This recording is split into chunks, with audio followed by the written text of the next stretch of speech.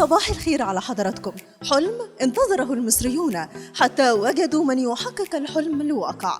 مبادرة حياة كريمة أطلقها السيد الرئيس عبد الفتاح السيسي رئيس الجمهورية بعقول وأياد مصرية لتحقيق حياة كريمة للمصريين.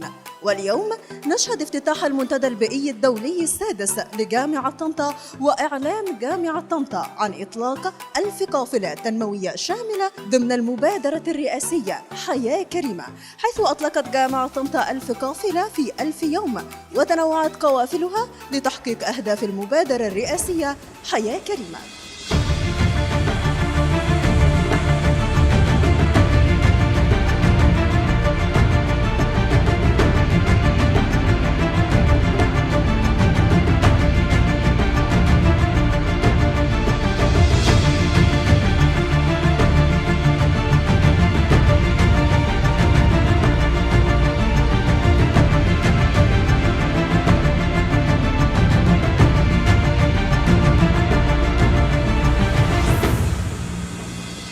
تنطلق اليوم فعاليات المنتدى البيئي الدولي لجامعة طنطا في نسخته السادسة بعنوان الإدارة المتكاملة المستدامة طريق نحو الجمهورية الجديدة نموذج جامعة طنطا، تحت رعاية السيد الأستاذ الدكتور محمد أيمن عاشور وزير التعليم العالي والبحث العلمي، بهدف تعزيز دور جامعات الجيل الرابع في ظل الاستراتيجية الوطنية للتعليم العالي والتي أطلقها سيادته خلال مارس من هذا العام.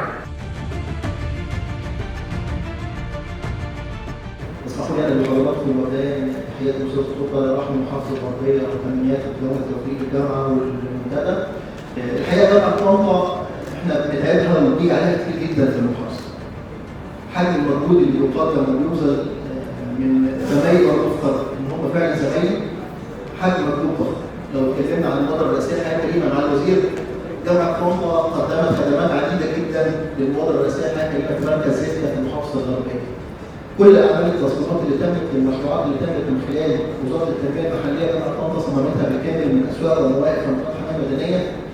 كل الاعمال الخاصه بالقوافل الطبيه مش بس على مستوى حياه كريمه بل على مستوى محافظه جامعه طنطا كان ساهم فيها بمجهود ضخم وكبير وبعدد كبيره جدا من الناس، واحنا دايما بنشهد عيان على الكلام ده، هم بالفعل كانوا في ظهر المحافظه في كل الاوقات. برحب بحضراتكم جميعا في يوم الحقيقه يشهد له بالبلاد في دور الجامعات المصريه لخدمه المجتمع والبيئه. العديد من المشروعات الحقيقه اللي احنا شفناها، وبشكر الحقيقه الدكتور محمود على العرض اللي هو عرضه، بشكر زمايلي برضه من جامعه طنطا، طبعا مؤسسه حياه كريمه.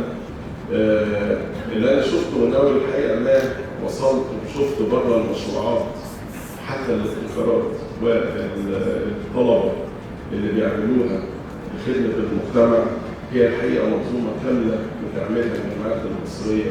والنهارده احنا شايفين على ارض الواقع العديد من هذه الانجازات اللي بشكر عليها الزملاء جامعه طنطا كمثال للجامعات المصريه.